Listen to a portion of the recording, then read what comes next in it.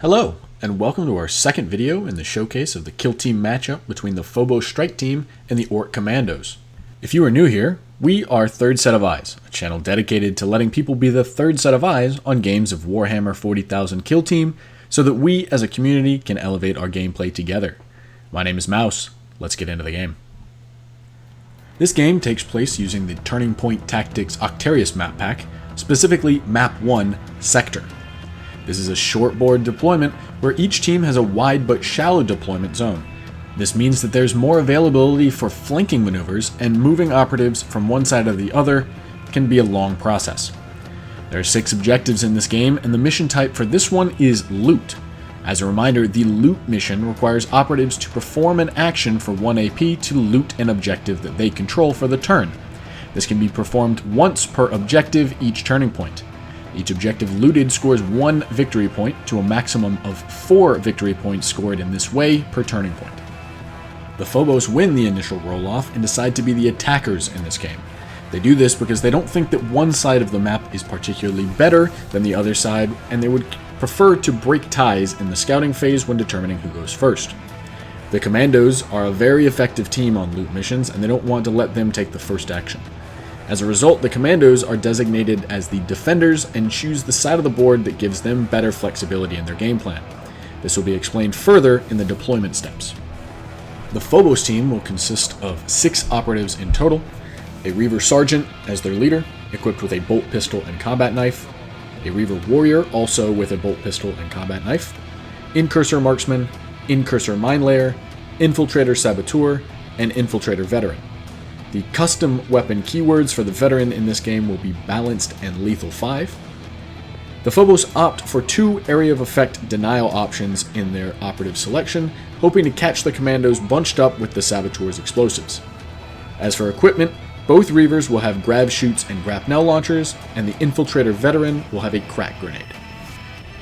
The Kommandoz team will consist of 11 operatives in total, 2 regular Commando boys, a Sniper boy, Rocket boy, Breacher boy, Slasher boy, Daka boy, Comms boy, the Grot and Squig combo, and the Commando Knob leader. The Burner boy was not selected here because they struggled to deal effective damage against Space Marines with their 3+ armor save and high wound count. The Grot is an amazing operative on loot missions, and the Squig can be an effective turn 2 opening gambit as long as they're positioned to minimize risk to friendly Kommandoz. As for their equipment, the Kommandoz take the Dynamite on the Breacher boy, the Sledgehammer on the Comms boy, and climbing ropes on the Sniper, Rocket, and Comms boys. Both teams choose secondaries in the Seek and Destroy category, actually matching each other by both taking Eliminate Guards, Rob and Ransack, and Rout. The Phobos don't want to take Recon secondaries on this map with loot as the mission, since Recon would require them to stand in places other than the objectives that they need to be looting, such as secure vantage or recover item. The Kommandoz are happy to be fighting with the Phobos, and they are confident on this map because it supports their ability to stage for melee combat in the midboard. Each team begins with setting out their barricades. The Phobos place barricades to protect objectives 3 and 6, and the Kommandoz place barricades to protect objectives 1 and 4. Since the Phobos chose to be the attackers, the Kommandoz must deploy first as the defenders. They first deploy only 3 units, the Bomb Squig, one of the 2 regular boys, and the Slasher boy. Their goal in this deployment is to minimize info shown to the Phobos side. The Bomb Squig is placed in a heavily protected location to prevent any turn 1 plays from targeting it. The regular boy and the Slasher boy are positioned to cover a variety of turn 1 movement choices, but don't commit to any particular Kommando's game plan. The Bomb Squig is deployed on Engage, as is required, and the other 2 are deployed on Conceal.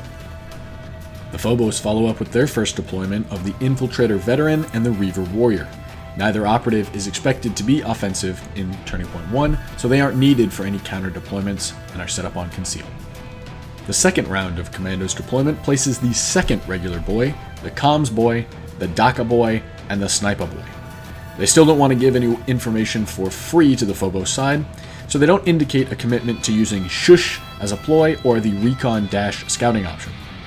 It is unlikely that the Daka boy or the Sniper boy will get excellent shooting opportunities, but because the Kommandoz out-activate the Phobos team, it will limit their options if they threaten long-range firepower. Hence, both the Daka Boy and the Sniper Boy are set up on Engage, while the second Commando Boy and the Comms Boy are set up on Conceal. The Phobos want to hold their most important operatives for countering the Kommandoz arrangement, so they deploy the Infiltrator Saboteur and the Incursor Mine Layer now. Both operatives can threaten the midboard with area denial options in the form of their AoE explosives. They are both set up on Conceal, which feels maybe too passive, but the Phobos don't have great shooting angles here for their non-Incursor units.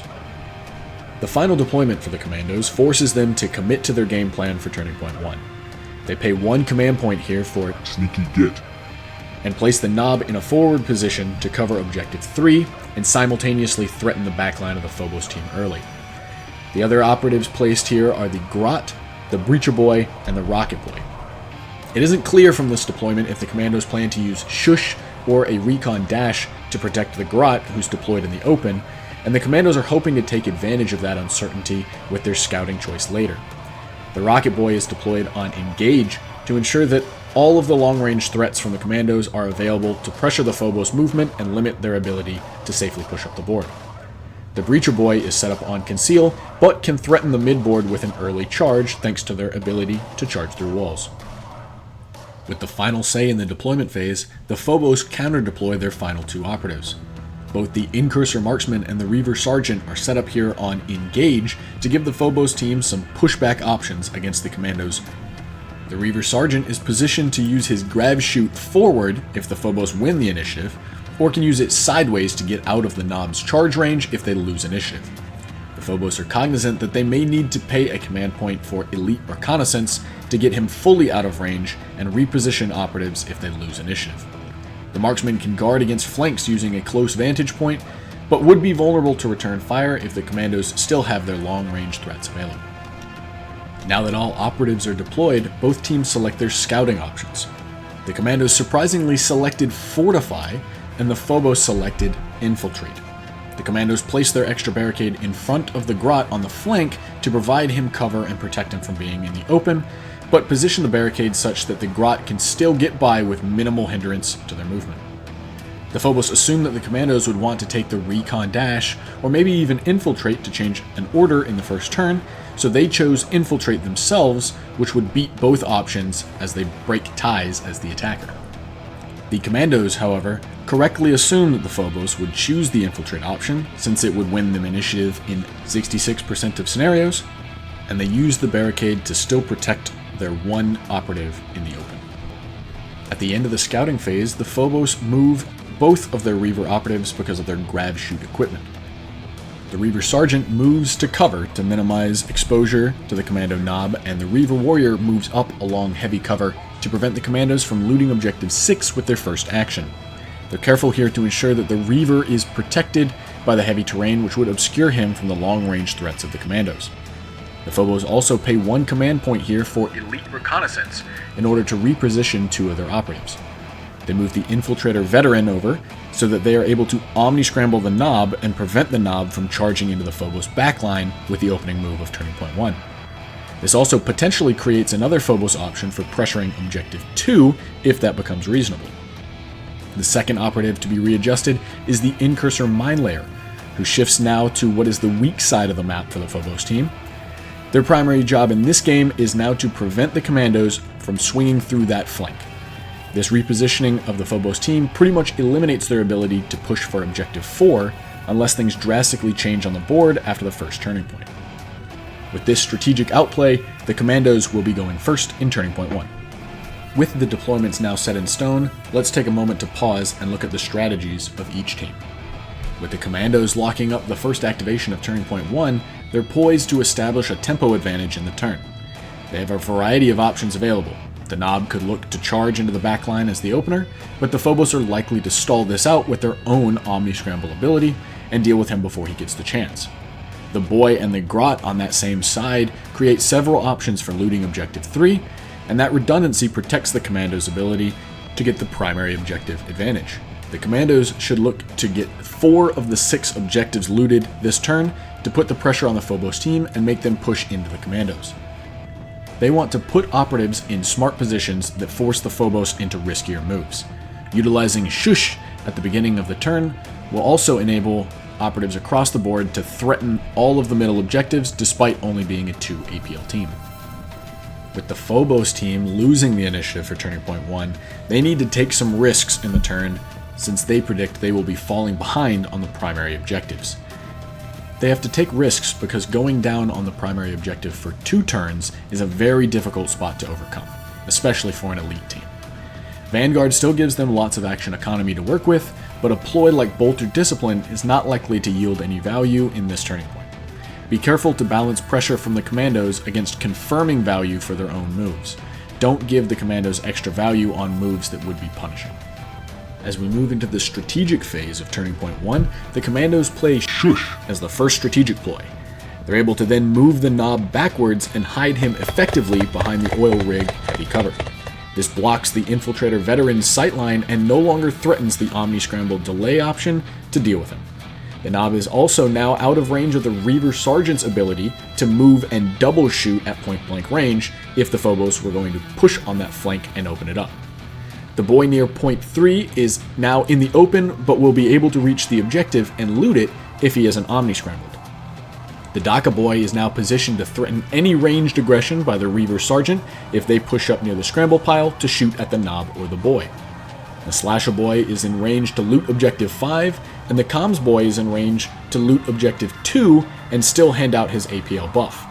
An APL buff on the Breacher would then set up for a turn 2 opener using the dynamite equipment if desired.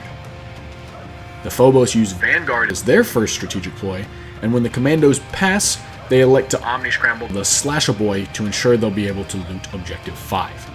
This leaves both the Kommandoz and the Phobos Strike Team with 2 command points to utilize in turning point 1. For secondaries, the Kommandoz reveal Eliminate Guards and target the only eligible operative, the Reaver Warrior. The Phobos decide not to reveal any secondaries to keep the Kommandoz uncertain of their game plan, after which the Kommandoz reveal Rout in case they're able to push into Phobos territory and get a kill. Although they don't know for sure, the Kommandoz suspect that the Phobos team has chosen secondaries in the Seek and Destroy category. Recover Item is nearly an auto-take if they were going with the Recon category, but since they haven't revealed it here, it is unlikely that they chose Recon as their category. With the boy near Objective 3 not omni-scrambled, the Kommandoz activate him first and have him move onto the point to loot it, securing the first victory point of the turning point for the Kommandoz. The Phobos recognize that they're already under pressure to loot the objectives in the midboard, so they activate the Mine Layer. The Mine Layer moves and dashes onto Objective 5 and loots it for free with Vanguard. They then place their proximity mine defensively to prevent one of the Kommandoz from rushing him at the beginning of turning point 2. The radius covered by the mine extends up to the door but not through it, and with the Mine Layer himself body blocking the door, the only avenue to charge him would be to maneuver around the building. The second Kommandoz activation is the Comms boy, who moves on to Objective 2 and loots it for free with his "I got a plan, lads" ability. The Comms boy then boosts the APL of the nearby Breacher boy with "Listen in." The Kommandoz considered baiting the Phobos team into looting Objective 2 and then counterattacking, but decided it was better to secure the victory point advantage than to try to pull the Phobos team out of position this early in the game. The Phobos opt to secure their only other objective for the turning point and activate the Reaver Warrior on Objective 6. The Reaver moves up to the barricade and loots the objective, making sure to remain outside of the charge range of the Breacher boy on the other side of this central heavy terrain. The Kommandoz activate their second Commando boy to solidify their control over the midboard objectives. The boy scrambles over the scramble pile and loots Objective 4, but is positioned out of range to threaten the Mine Layer on Objective 5. The Kommandoz recognize that this flank of the Phobos is their weak side, and they don't need to push that side. Their primary goal with this boy is to repeatedly loot Objective 4 and ensure objective control. Now that there are no more objectives for the Phobos team to contend with, they need to make sure that they're still impacting the board and representing responses to future moves by the Kommandoz. The Incursor Marksman is activated now to move and dash along their deployment zone before using their Track Target ability.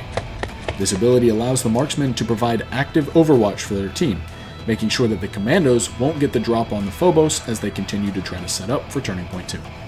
The Slasher boy, free from the Omni-Scramble ability, now activates and moves up onto Objective 5 behind the door to stage for Turning Point 2. Seeing an angle that could relieve some of the pressure on their lines, the Infiltrator Veteran activates for the Phobos team to move and dash over to the oil rig at the edge of the map. Using their indirect crack grenade, the Veteran is able to target the Commando Knob and tries to flush him out, or at least injure him.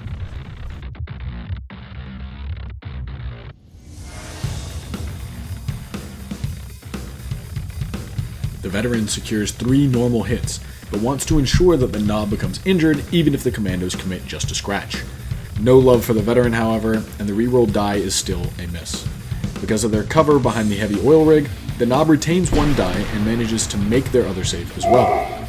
Even though the Knob wouldn't be injured, the Commandos elect to spend 1 command point here on just a scratch and keep the Knob at full wounds. This is done because being at 9 wounds would mean being 1 hit and 1 crit away from dying at the hands of one of the Phobos Reavers. Although the Phobos weren't able to capitalize on the Veteran's angle, the Commandos don't want to give the Veteran the chance at redemption. The Sniper Boy moves to support that flank and shoots at the Veteran. Because of the angles here, the Veteran is not obscured, but they will get a cover save from the oil rig in front of them.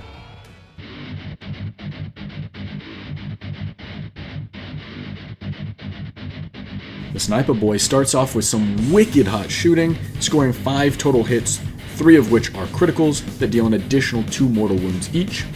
The Veteran retains the save for cover and makes his other 2 saves, but still takes 10 damage and falls to 2 wounds remaining. The combination of mortal wounds and volume of fire make for a very effective shooting attack in this go-round. The Phobos are now really feeling the pressure. Their play with the Veteran has backfired painfully, and they are still at a map presence deficit. They activate the Infiltrator Saboteur, who moves and dashes to the center of the board to plant their explosives in range of the comms board. They also make sure that the area covered by the explosives will cover anyone who tries to lock them up in melee combat at the end of this turn. This type of play is exactly what the Commandos had positioned the Breacher Boy to deal with, so the Breacher Boy activates, loots Objective 1, and then charges through the heavy terrain to fight the Saboteur. This is all possible thanks to the extra APL provided by the comms boy earlier in the turning point.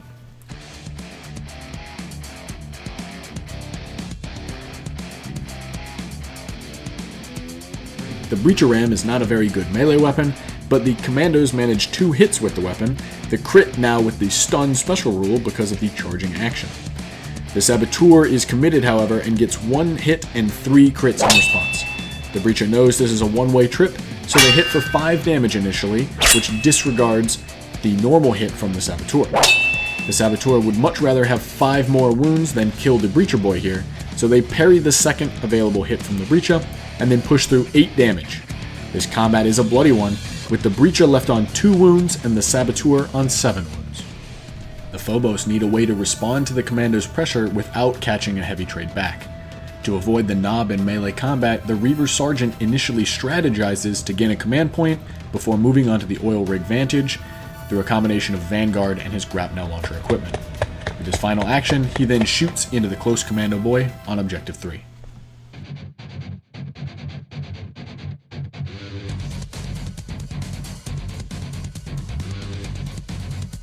Hitting on 2s means that the Reaver Sergeant lands 4 shots into the boy, who manages to block 1 of them. Because of this successful block, the boy will survive with 1 wound remaining.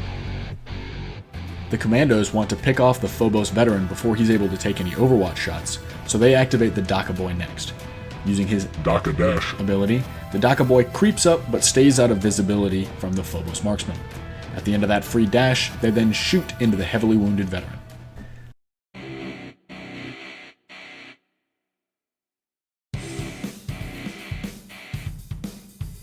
Despite not being close enough for the Unload Slugs rerolls, the Daka Boy scores all 5 hits into the Veteran, who manages all 3 of their own saves. The volume of fire is too much, however, and the Phobos Veteran falls to the Daka Boy's shooting, taking 7 damage. With their second action, the Daka Boy then moves onto Objective 1 for the option to loot it in the following turn. The Phobos now get their first Overwatch opportunity, which the Reaver Sergeant will take to shoot into the boy on Objective 3 for a second time.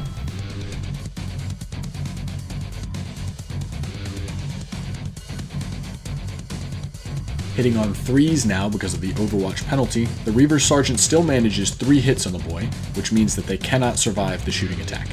The boy does make 1 save, but ultimately takes 7 damage here and dies. The Kommandoz now know that as long as they don't give the Phobos marksmen any shots, they are free to keep activating their units. They start this by moving and dashing the Rocket Boy up in support of objectives 4 and 5 on the Phobos weak side.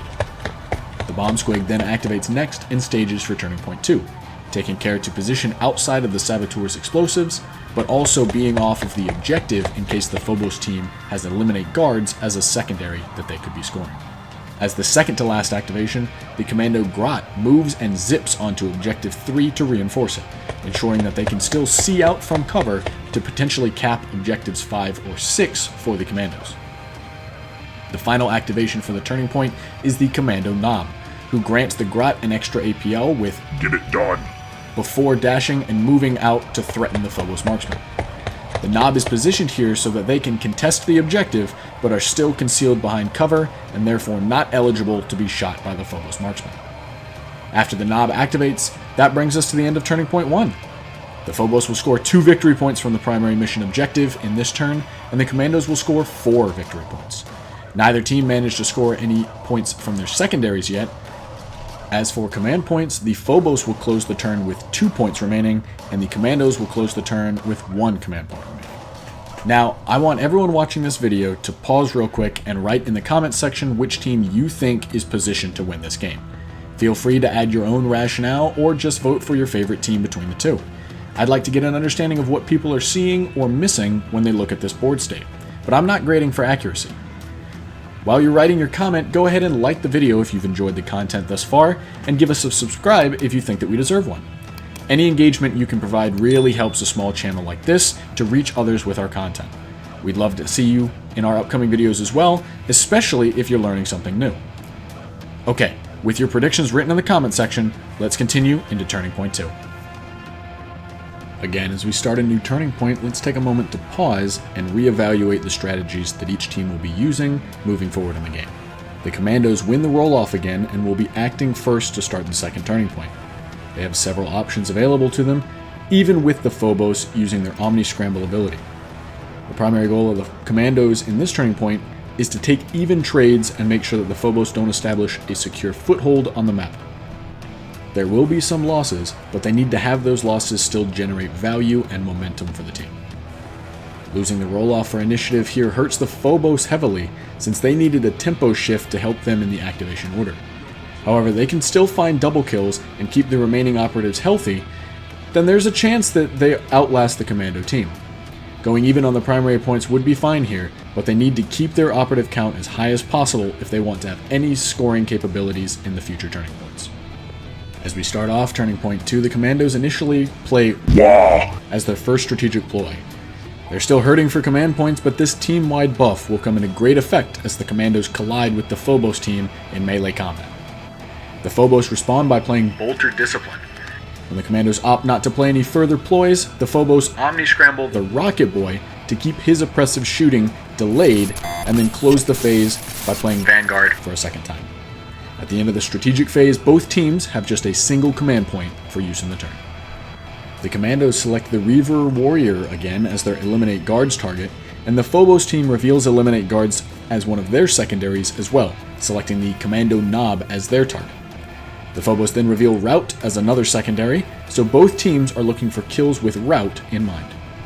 The first activation of Turning Point 2 is the Commando Knob, who boosts his own APL with Get It Done, loots Objective 3, charges into the Phobos marksman, and fights him in melee combat.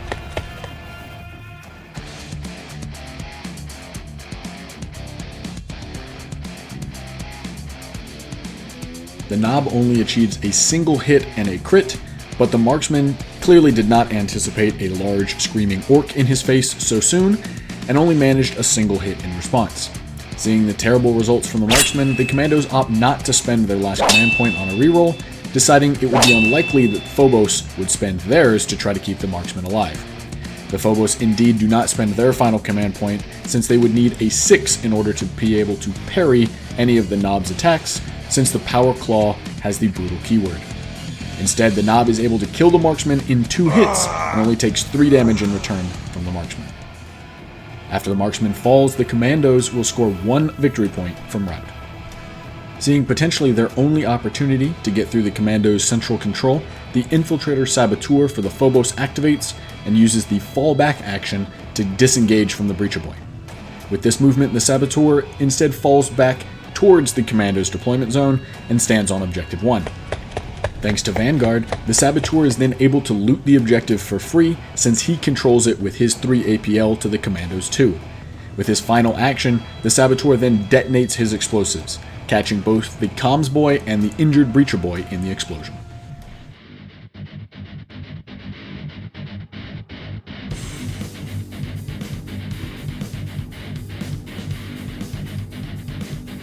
The Saboteur's explosives easily catch the injured Breacher Boy, 2 hits getting past his defenses and inflicting a fatal 10 damage to the already injured Commando. As the Breacher Boy falls, the Phobos will score 1 victory point of their own en route.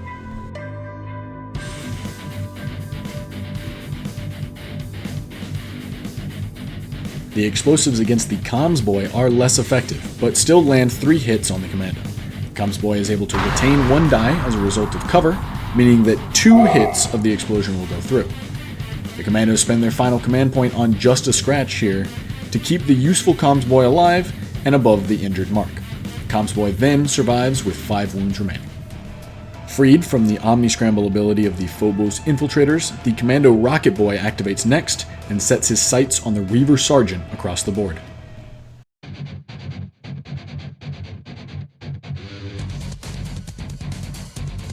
Although the Rocket Boy initially misses 2 of his shots, his Boom Boy ability allows him to reroll any dice he chooses since he has not yet moved in his activation.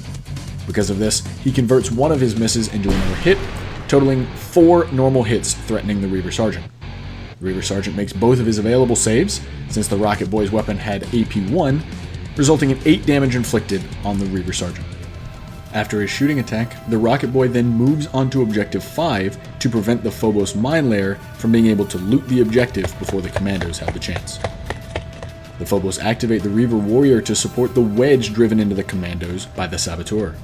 The Reaver activates Terror for free, loots Objective 6 for free with Vanguard, and then moves onto the center vantage using his grapnel launcher and the bonus movement from Vanguard.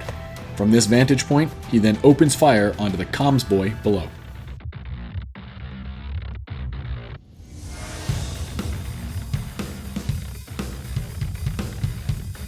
Weak shooting by the Reaver Warrior sees only a single hit land, so the Phobos aren't going to spend a command point here for any rerolls. The Comms Boy also has a weak defensive showing, so the single shot deals 3 damage to the Comms Boy, bringing him down to 2 wounds and injured.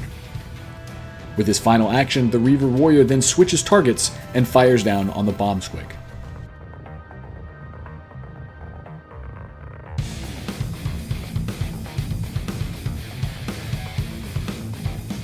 Better shooting this time sees the Reaver Warrior landing 3 of his 4 shots against the squig, who fails both of his saves and ends up taking all 9 damage.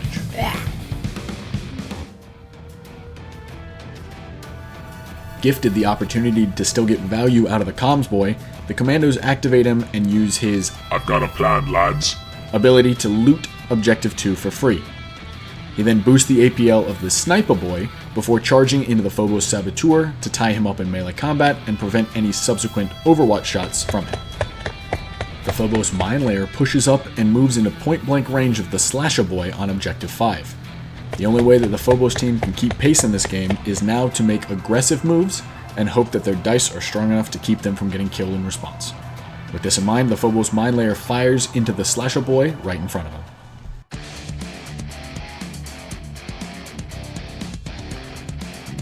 The weapon keywords for the Incursor mine layer aren't great, so only 3 out of the 4 regular shots go through, threatening 9 total damage. The Slasher Boy has a strong defensive showing with 2 critical saves, resulting in only 3 damage inflicted on the Slasher Boy. Committed to taking the Slasher Boy off the board, the mine layer uses his final action to again shoot at the Slasher Boy in front of him.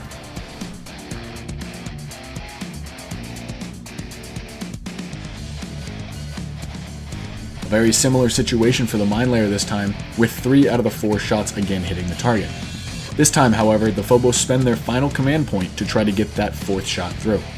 The reroll, however, does not convert them as shot, but the Slasher Boy only succeeds 1 of their saves, so they take exactly 7 damage and finally fall. With this kill on the objective, the Phobos mine layer is able to loot Objective 5 for free thanks to Vanguard. The Kommandoz utilize more of their long-range shooting options and activate the Sniper Boy to shoot at the Reaver Sergeant before he attempts to deal with the Phobos Saboteur, crashing through their center line.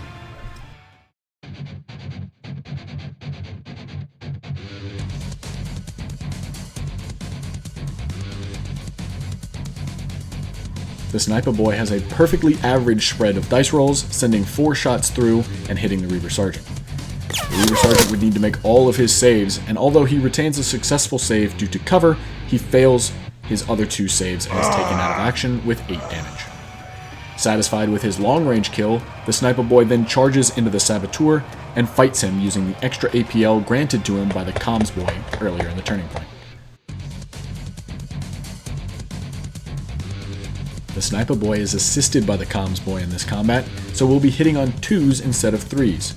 It ends up not mattering, however, as the Sniper Boy achieves hits with all 3 of their dice, ensuring that the Saboteur will end up falling in combat. The Saboteur makes an effort to go down swinging, but is only able to land 3 damage of his own before falling to the Sniper Boy. The Sniper Boy will walk away from this combat with 7 wounds remaining. With no remaining operatives, the Phobos team will be taking Overwatch shots with the remainder of the turning point. The first such Overwatch action is from the Reaver Warrior as he shoots into the Daka Boy.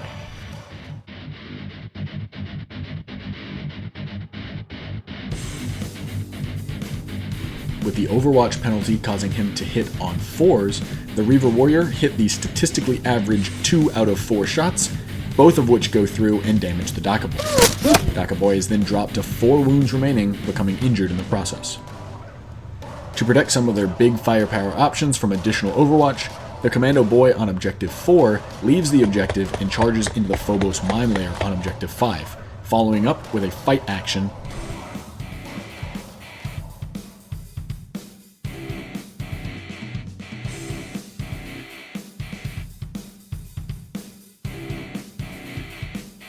The Boy gets 2 regular hits and a critical hit, but because of one of those regular hits can be upgraded to a second critical.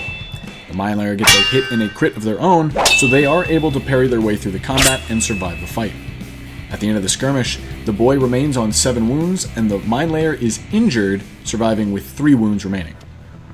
The final offensive option for the Kommandoz to activate is the Daka Boy, who shoots into the Reaver Warrior on the vantage point. They also make sure to be close enough to utilize their Unload Slugs ability.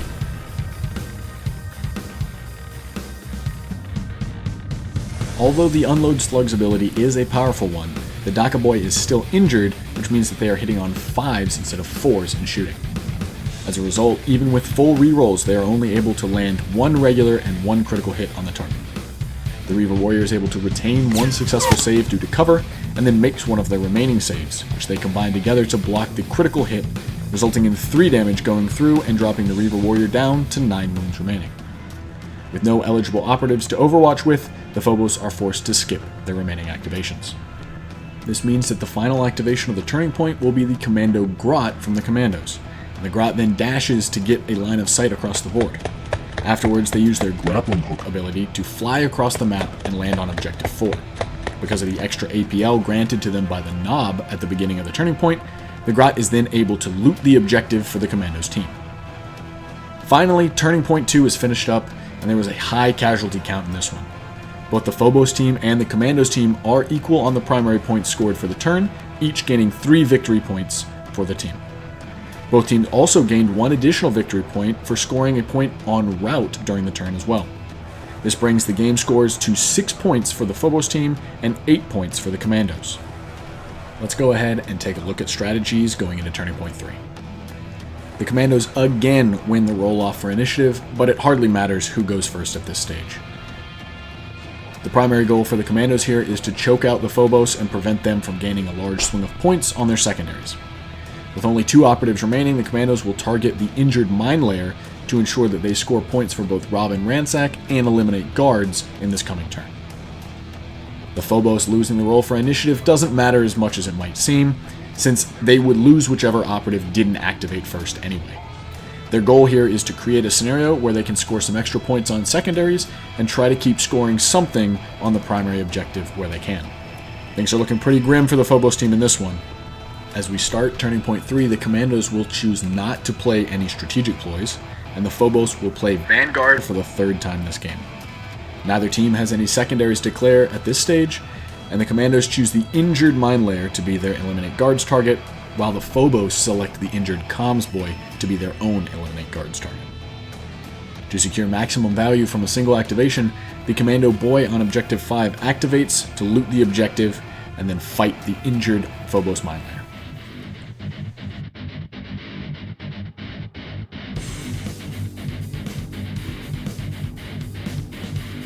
The boy only needs a single hit to dispatch the mine layer, which he's able to achieve before the mine layer can respond with any strikes of their own.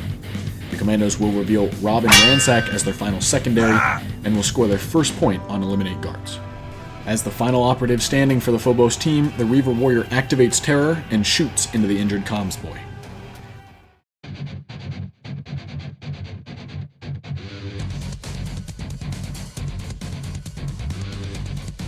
Reliable shooting from the Reaver Warrior lands 3 out of his 4 shots, all of which find their mark as the comms boy fails all of their saves. The comms boy takes 9 damage here and dies, scoring 1 point for the Phobos team on Eliminate Guards. Still with plenty of gas in the tank, the Reaver Warrior charges into the Sniper Boy on Objective 1 and loots the point for free with Vanguard. The Reaver then fights the Sniper Boy on the objective with their final action.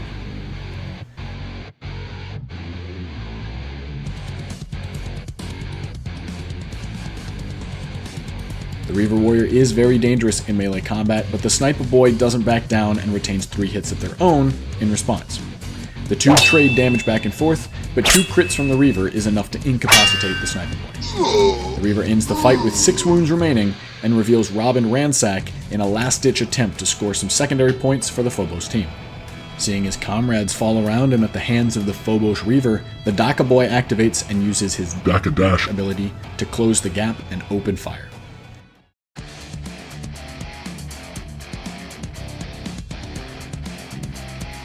The Daka Boy is injured for this shooting, but unload slugs makes it easier for him to achieve those tougher hits. After all the rerolls, the Daka Boy scores 1 regular and 3 critical hits. The Reaver Warrior has a valiant defensive showing of 2 regular saves and a critical save, but they were only able to block 2 of the crits from going through. The Reaver takes 7 points of damage from the Daka Boy shooting and falls. With their final action, the Daka Boy then loots Objective 2 for the Kommandoz. With no operatives remaining on the board, the Phobos have to let the Kommandoz run free with the remainder of the game. The Nob will be able to boost their own APL, enabling him to move, dash, and loot Objective 3. The Grot zips to Objective 1, preparing to loot it in the final turning point. And the Rocket Boy moves and loots Objective 4, bringing the Kommando's total primary points this turn to the 4-point cap on the round. And that's the end of Turning Point 3. The Phobos will score 1 victory point from the primary objective, and the Kommandoz will max out, scoring 4 victory points in the round. This brings the team totals in the game so far to 9 for the Phobos team and 14 for the Kommandoz.